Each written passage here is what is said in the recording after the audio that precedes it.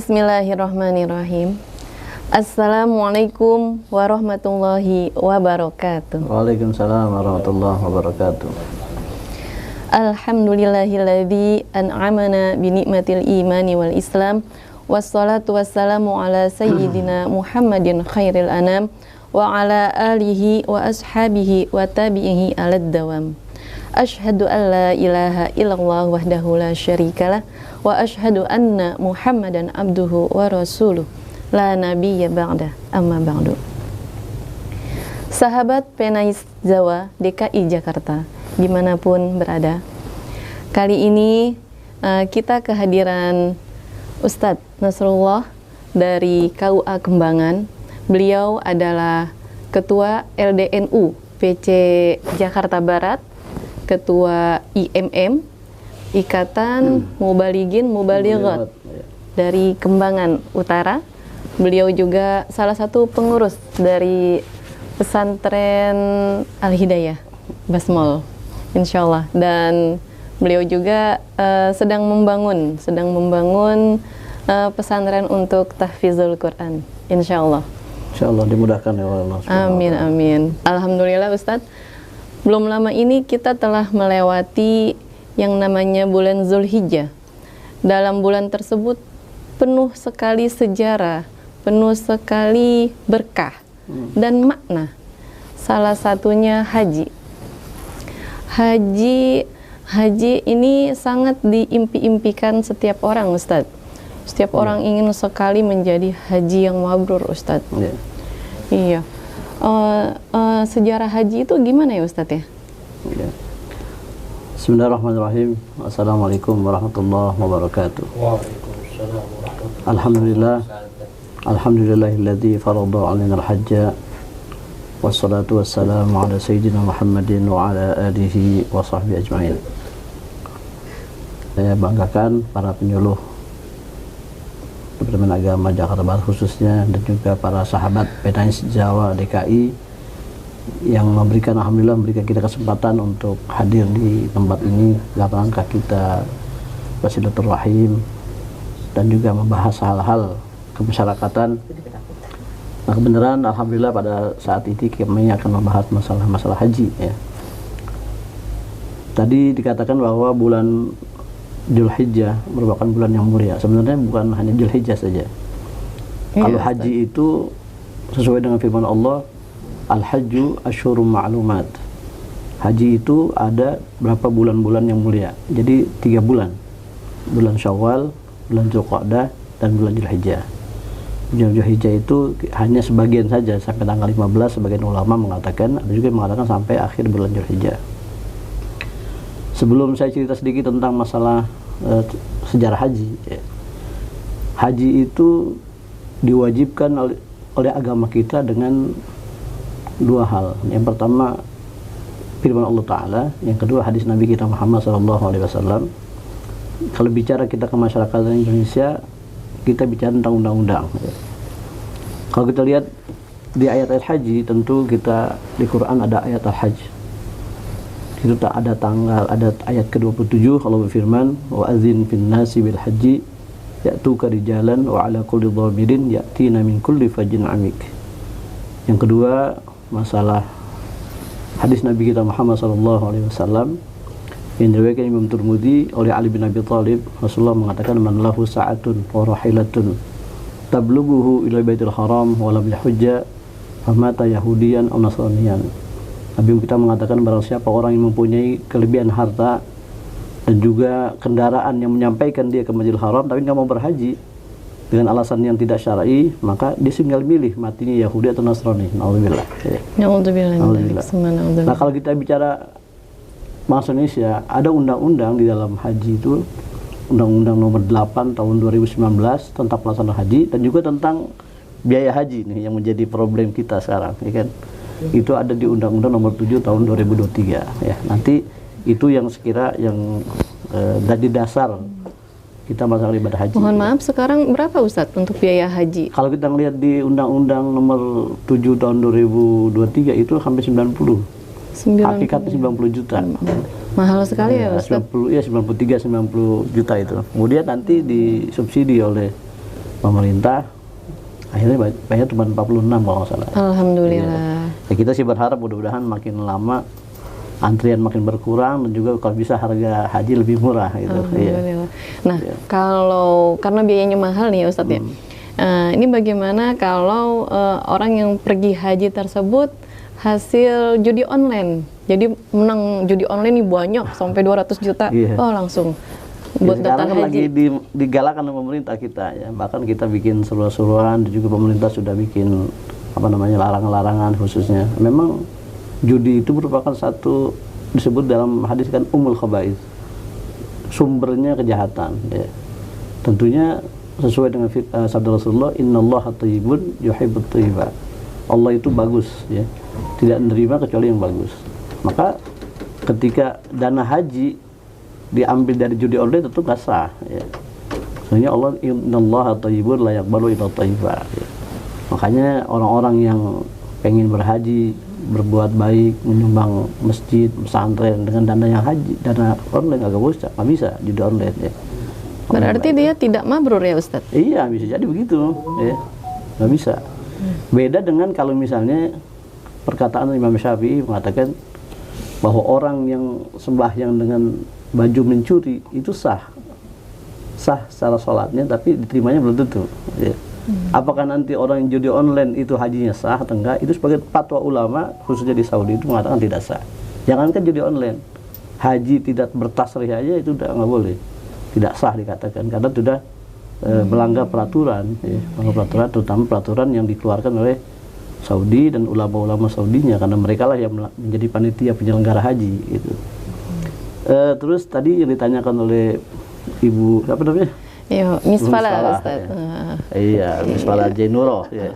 Asal muasal haji Ustaz. Iya. Sejarah haji. Haji bagaimana itu prosesnya? kalau kita lihat di surat Al-Hajj ayat 27 yang Allah katakan wa adzin finnas ya. Ini saya buka sedikit nih tafsiran dari Ibnu Katsir ya. Dia mengatakan Ainadi ya Ibrahim finnasi bil hajj. Panggillah wahai Ibrahim kepada manusia untuk berhaji. Da'iyan lahum ilal haji ila hadzal baitil ladzi amarnaka bibina'i. Yaitu kepada tempat haji, kepada Baitullah yang kami perintahkan engkau untuk membangunnya. Kemudian Nabi Ibrahim mengatakan, "Ya Rabb, kaifa uballighun nasa wa sauti la yanqidhuhum?" Bagaimana saya menyampaikan kepada manusia sedangkan suara saya ini nggak mungkin sampai kepada manusia semua. Apa kata Allah? Nadi wa alainal balag. Sampaikan aja wahai Ibrahim, kami Allah yang akan menyampaikan itu, yang akan menyampaikan kepada manusia. Bahkan dikatakan diriwayatkan di sini sampai kepada bayi-bayi yang di kandungan, yang di al-aslab, ya, sampai di arham itu Allah takdirkan sampai mendengar mereka. Bahkan dikatakan siapa orang yang ketika di bayi masih kandungan, masih aslab, dia mengucapkan labbaik Allahumma labbaik, maka dia termasuk orang yang berhaji. Masya Allah. Berhaji. Nah, kita ini termasuk dulu yang ibu udah haji belum? Belum. Nah, berarti apakah ibu waktu di kandungan itu, di kandungan ibunya atau masih aslab, pernah mengucapkan labbaik Allahumma labbaik apa enggak? Kalau itu pernah ditakdirkan, maka ibu akan berhaji. Masya Allah. Pasti Amin, berhaji. amin, mohon Dan pemirsa doanya. juga, para penyuluh dan juga para sahabat Fitnais pasti akan berhaji tatkala dulu Allah takdirkan mengucapkan labbaik Allahumma labbaik. Itu keterangan daripada Al-Imam Ibnu Katsir tafsirnya. Kemudian mengatakan Al-Imam Qurtubi dalam tafsirnya wa qad kana al-hajju ma'luman indal Arab masyhuran indahum. Haji itu dulu udah ketahui orang Arab sebelum Islam nih, sebelum Nabi kita Muhammad datang ke Mekah. Itu udah maklum mereka. Cuman memang cara-caranya dirubah sama Nabi kita Muhammad SAW dengan apa? Kesyirikan-kesyirikan yang dalam pelaksanaan haji Allah dihilangkan sama Nabi kita. Nah, diantaranya apa? Yaitu ada mereka bertawaf selawat telanjang, dada, telanjang baju, nggak pakai busana, perempuan bertelanjang, dirubah sama Nabi kita Muhammad SAW. Kemudian dulu di Ka'bah masih banyak patung, ya. Oh iya betul. Iya kan? Terus kemudian dulu Safa Marwah. Safa Marwah dulu ada patung yang besar sekali. Sehingga sahabat dulu ketika diperintahkan oleh Rasulullah, inna safa wal marwata min sya'airillah, ada ragu-ragu. Ya Rasulullah, kami bagaimana bertawaf antara sa'i safa marwah itu di situ ada berhala-berhala yang besar. Akhirnya kata Rasulullah dihilangkan itu, dihilangkan. Jadi kewajibannya sama, cuma tata cara dan khudhu anni manasikakumnya itu yang beda. Ya. Ada hal-hal kesyirikan dihilangi oleh Rasulullah SAW. Ya, setelah zaman Rasulullah sampai sekarang tata cara haji sebagaimana dicontohkan oleh Nabi kita. Ya. Jadi itu secara singkat masalah sejarah haji. Ya. Diwajibkan haji itu ada yang mengatakan tahun ke-9 daripada Hijriah, ada yang mengatakan tahun ke-6 daripada Hijriah. Makanya Nabi kita berhaji selama hidupnya cuma berapa kali? 1 kali, tahun ke-10.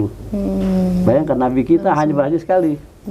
Tapi sekarang orang berhaji bisa berkali-kali. Makanya saya sarankan, kita himbau bahwa orang yang berulang-ulang kali berhaji, kalau bisa beri kesempatan kepada saudaranya. Ya kan, karena dia tahun ini berangkat, tahun besok berangkat lagi karena banyak duit. Ya. Akhirnya teman-teman saudara-saudaranya kuotanya terlambat. Ya kan? Jadi haji ini merupakan ritual yang paling tua, sangat tua. Sejak zaman Nabi Ibrahim sudah ada. Bahkan dulu dikisahkan Nabi Adam sudah berhaji. Masya Allah. Nabi Adam dari Hindi, beliau turunkan di Hindi, ke Mekah jalan kaki selama 40 tahun, 40 kali haji dia, jalan kaki. Dari India ke Mekah. Kenapa bisa begitu? Karena beliau orangnya besar, 30 meter. Itu naziraan beliau tuh. Iya, makanya dia berjalan kaki bisa. Ya. Jadi untuk dikatakan sebagai haji yang mabrur itu gimana Ustadz caranya supaya menjadi haji yang mabrur? Ya. Aplikasinya dalam keseharian gimana Ustadz? Pengertian haji mabrur itu dari kata-kata al-mabrur artinya albir, kebaikan. Haji yang tidak di dalamnya ada kemaksiatan, yang di dalamnya ada timbul syirik, timbul riya, atau hartanya dari yang tidak haram dari judi online, itu termasuk haji-haji yang tidak mabrur. Nah, ada satu hadis Nabi kita mengatakan termasuk birrul haji apa itu? It'amut ta'am wa ifsa'us salam. Kalau orang pulang haji itu dua hal ini bisa dilakukan, maka termasuk hajinya mabrur. Apa itu? Makin dermawan dia. It'amut ta'am. Dia ada perubahan. Ya, perubahan. Yang kedua, ifsa'us salam. Ifsa'us salam. Dia menyebarkan keselamatan atau menyebarkan salam. Yang tadinya sebelum pergi haji dia pelit. Pulang-pulang jadi orang dermawan. Berarti hajinya diterima tuh. Yang tadinya suka benci kepada orang, hasud sama orang, ya, malas ngucapin salam, pulang-pulang berubah, dia menyebarkan keselamatan, menyebarkan salam. Nah itu sepatu tanda-tanda hajinya mabrur. Ya. Saya kira begini, Bu Misya, kalau saja orang setiap pulang haji mengamalkan kebaikan-kebaikan dalam hajinya, pasti ini bangsa Indonesia menjadi bangsa yang baik. Sekarang orang pulang haji setiap tahun berapa orang? Tahun ini 221.000. Kemarin sekian-sekian. Berapa juta orang sudah berhaji Indonesia ini?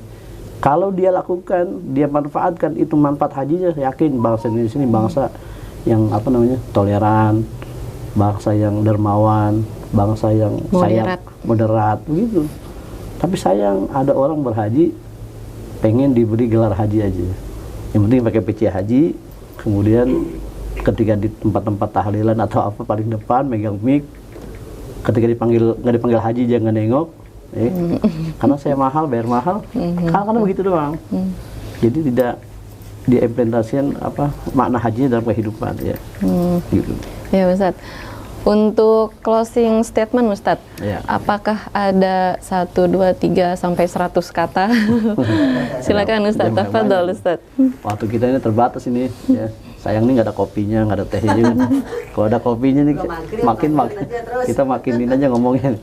Ya untuk closing statement, ada kurang-kurang 3 hal dalam manfaat haji dalam kehidupan. Yang pertama, peningkatan ketakwaan dan keimanan kepada Allah Subhanahu wa taala. Orang berhaji, pasti orang berhaji akan menjaga jamaahnya, akan menjaga akhlaknya, juga akan menjaga bagaimana dia bermasyarakat ya.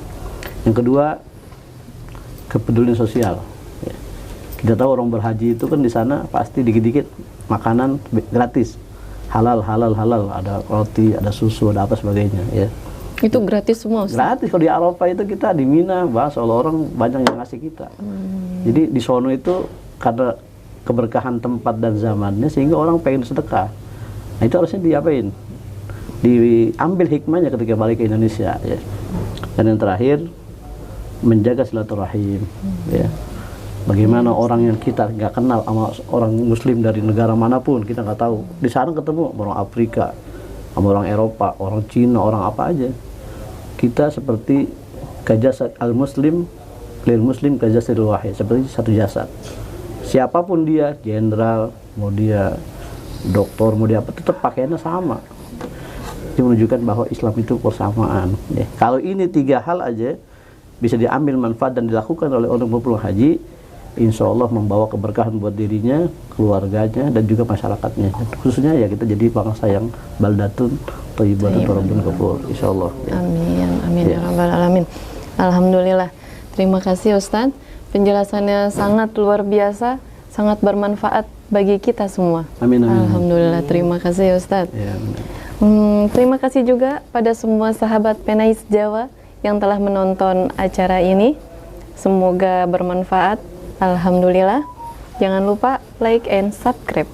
Assalamualaikum warahmatullahi wabarakatuh. Waalaikumsalam warahmatullahi wabarakatuh.